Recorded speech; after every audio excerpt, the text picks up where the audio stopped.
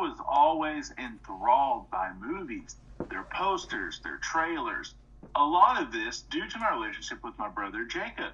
And our thing was always movies. He introduced me to a lot. Power Rangers, Star Wars, Ghostbusters, horror, specifically with horror, Friday the 13th, and Child's Play.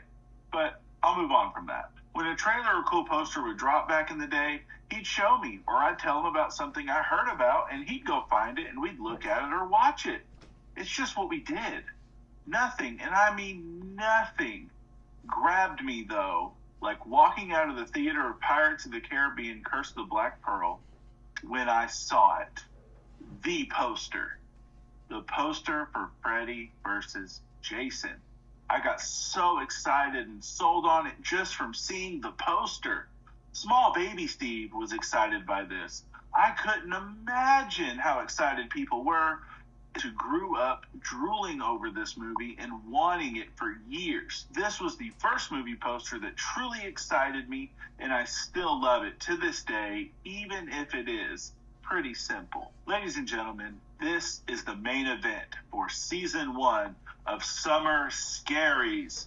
2 unstoppable killing machines finally throwing down. One slices you in your nightmares. The other turns you into a human piñata at the lake. This is Freddy versus Jason. Did you know that a young boy drowned the year before those 2 others were killed? The counselors weren't paying any attention. They were making love while that young boy drowned.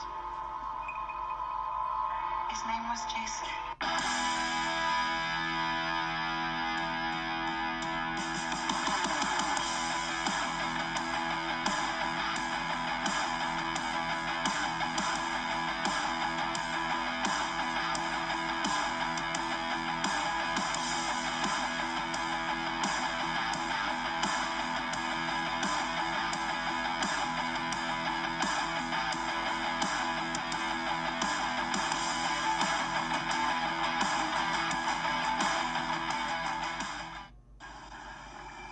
You want to know who Fred Krueger was?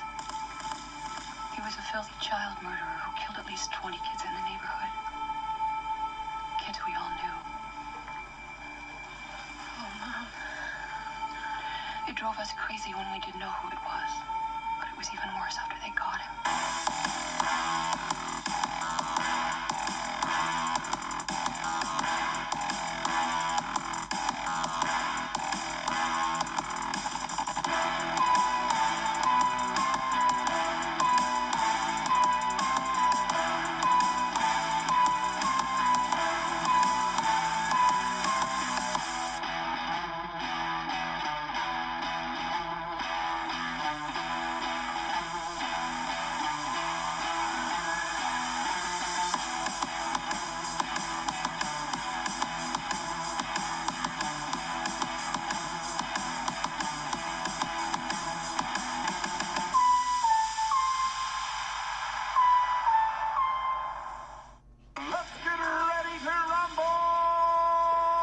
This movie was in development hell longer than Jason's been drowning campers, or so it seems.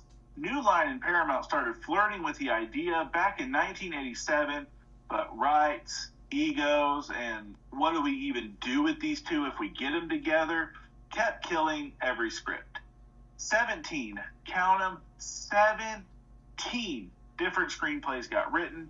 New Line dropped something like $6 to $7 million just in development before they finally said screw it, greenlit the one by Damian Shannon and Mark Swift, and after 15 years, folks, they finally pulled the trigger in 2002, shot it in Vancouver on a $30 million budget, and boom, August 2003, we got the crossover event fans drooled for. Speaking of that budget, let's jump over to box office bonus. On a budget of $30 million, they came out on opening weekend and earned $36.4 million. Domestically total, they earned $82.6 million. Internationally, they added $34 million more to their box office totals, giving them $116.6 million. That is 3.89 times the budget, or 289% made back. Now, on to the director and the behind-the-scenes casting drama. Directing duties went to Ronnie Yu, fresh off of Bride of Chucky, and apparently given enormous creative freedom because the studio was just happy it was finally happening. Yu brought a slick visual style that turns the whole thing into a glorious, over-the-top blood opera. Mr. Yu is a good director who has made some really fun movies. But I don't think he was 100% the best choice for this particular movie. For instance, he showed lack of understanding for the characters and story elements from both franchises. This was admitted by him in interviews. His lack of understanding came from him never seeing a single one of the films for either franchise. So yeah, let's hire that guy. Now, casting drama. Obviously, Robert Englund slides right back into the sweater as Freddy Krueger like he never left. 8 times the charm, right, baby? But Jason, that's where the drama is. Fans were pumped for Kane Hodder to return. He's owned the role the last 4 Friday films and was basically the Jason at this point. Hodder even got the script, met with Yu and the execs, and then got axed. Why? You wanted a taller, slower, more deliberate, hulking Jason. Think David versus Goliath vibes. So Freddy would look like a scrappy underdog against a walking refrigerator. Enter Rusty Nail himself, Ken Kersinger, a Canadian stuntman who'd done one quick shot with Jason in Jason Takes Manhattan. The hiring of Yu was a mistake to me. If you hire a director to lead a movie that is one franchise icon versus another franchise icon, you've got to get someone who knows what's going on, who understands what's going on in both franchises, not someone who's never seen a single minute of either franchise.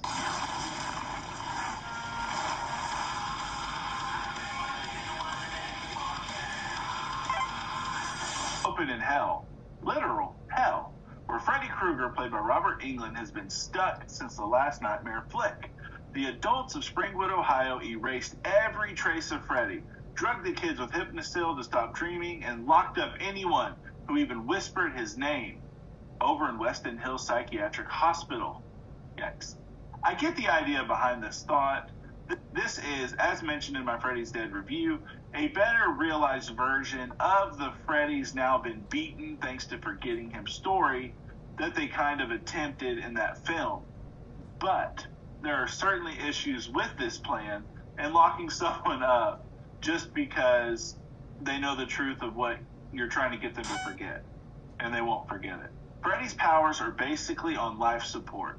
So what does he do? He digs up Jason Voorhees, played here by Ken Kersinger. Also chilling in the afterlife, it manipulates him by appearing as his mom, Pamela, played here by Paula Shaw. Go to Elm Street, kill the kids, make them scared of me again. You know, classic Freddy. Just using Jason as a giant mute Uber driver at this point. Cut to our teen squad. Lori, played by Monica Keena, is the final girl living with her widowed dad, Dr. Campbell. She's hanging with her bestie, Kia, played by Kelly Rowland, and Gib, played by Catherine Isabel, whose boyfriend, Trey, played by Jess Hutch, is a total tool. At a house party, Jason crashes the vibe, Trey gets brutally impaled on the bed, Gib gets blood all over her, and they run to the street screaming, looking for help as they run into Deputy Stubbs, played by Lachlan Monroe. The movie cuts to the cops freaking out, thinking Freddy's back. Lori overhears the name and starts piecing things together. Later, we meet up with Blake, played by David Kopp, who was my bad. He was at the house when Trey got folded. Anyways, he falls asleep, and we get the coolest effect in the whole movie that amounts to absolutely nothing, but it's still dope nonetheless. Freddy, down the street, comes at him as a massive shadow figure, but he's not strong enough yet. This makes zero sense to Freddy as a character. He's never been too weak to make a kill. Good old unfamiliar you already striking. God, Ronnie. He wakes up and there's Jason, who kills Blake and Blake's dad for good measure. Meanwhile, in Weston Hills, Lori's ex-Will, played by Jason Ritter, and his buddy Mark, played by Brendan Fletcher, see the news and they bust out to go help her. That night, the gang hits a massive rave in a cornfield. Gibb gets wasted and passes out. Freddy tries to slash her in her dream, but Jason beats him to the punch in the real world and goes full massacre mode. Bodies fly, corn stalks turn red, Jason's on fire here, and used direction makes it feel like a chaotic music video slaughter. The survivors, Lori, Kia, Will, plus Linderman, played by Chris Marquette, and Stoner Freeberg, played by Kyle Labine Bucket. Will drops the bomb. He saw Lori's dad kill her mom years ago, or so he thought. More on this later. Mark gets yanked into a nightmare where his feet get vines or razor wire or something all through them. And when he refuses to help Freddy, Freddy brands his back. Freddy's back. This was one of the most brutal practical makeup kills in the movie, a little more effective than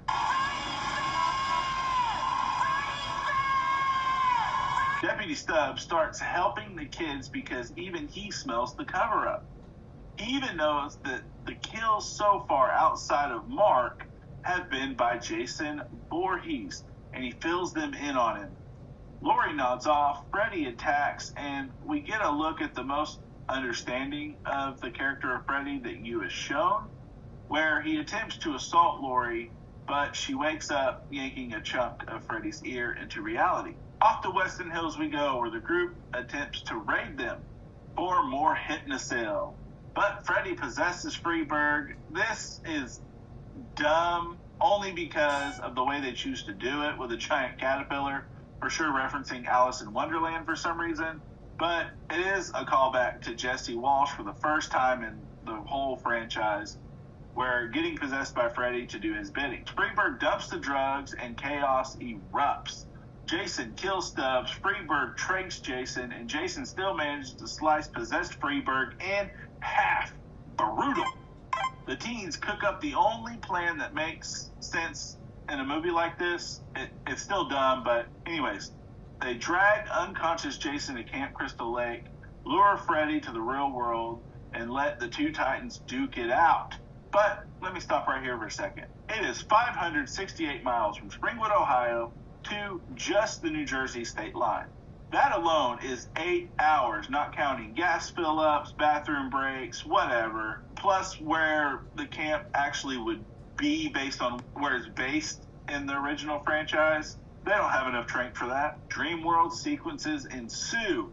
Our first, Freddy versus Jason bout. Freddy doesn't understand why Jason won't die and tortures him with his phobia that he's never had once in this franchise, Mr. You. You mean water phobia like this?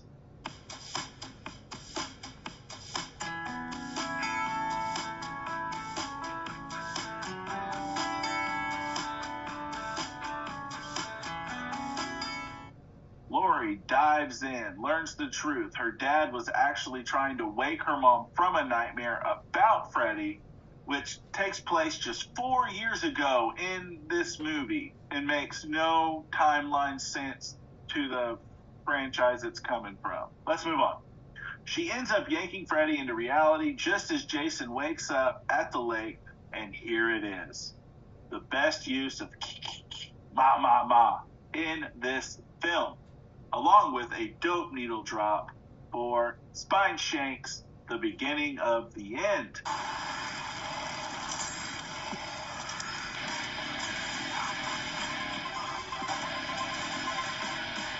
Freddy seizes in the real world and sees Jason face to face. It's game on, baby! The final fight is pure mayhem. Linderman tries to heroically save Kia earlier, got ragdolled into a wall and impaled.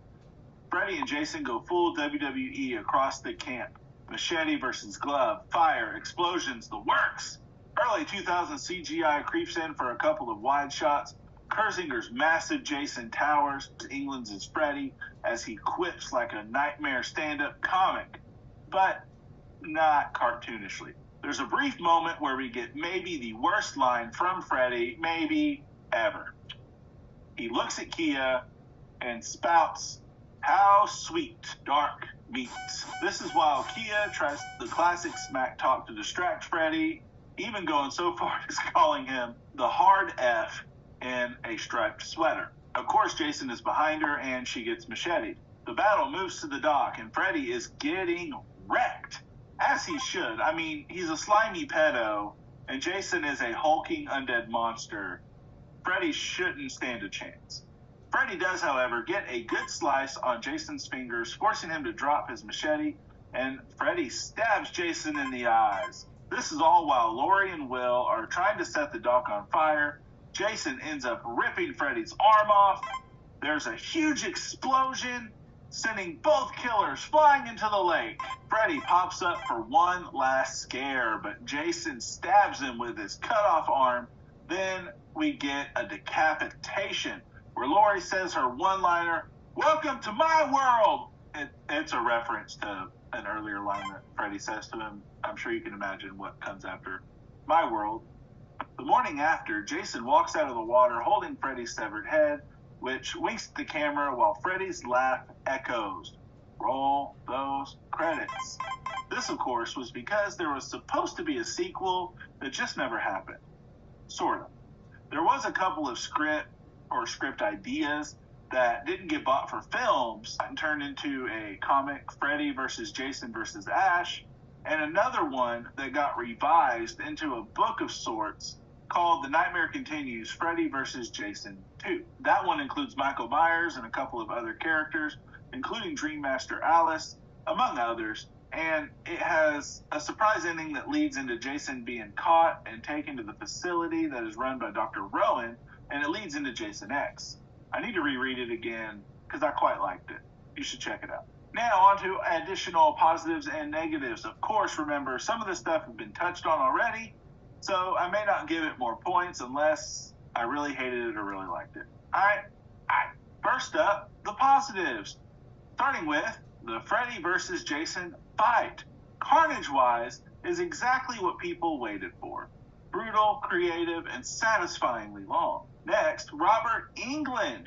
He is still the king of creepy one-liners. This Freddy absolutely was not phoned in like in Freddy's Dead. Next, the practical effects and makeup are mostly top tier, specifically Freddy Krueger. The kills feel nasty and they feel old school, which is what you want with two now classic old school slashers. Now, do not hate me for the next positive, but Ken Kersinger's Jason, is he slow and bumbling? Sure. But he does a good job bringing in the pre-Kane Hodder Friday style that Jason had in 4 and 6, just without any running. Do I wish we got Kane's brutal Jason in this?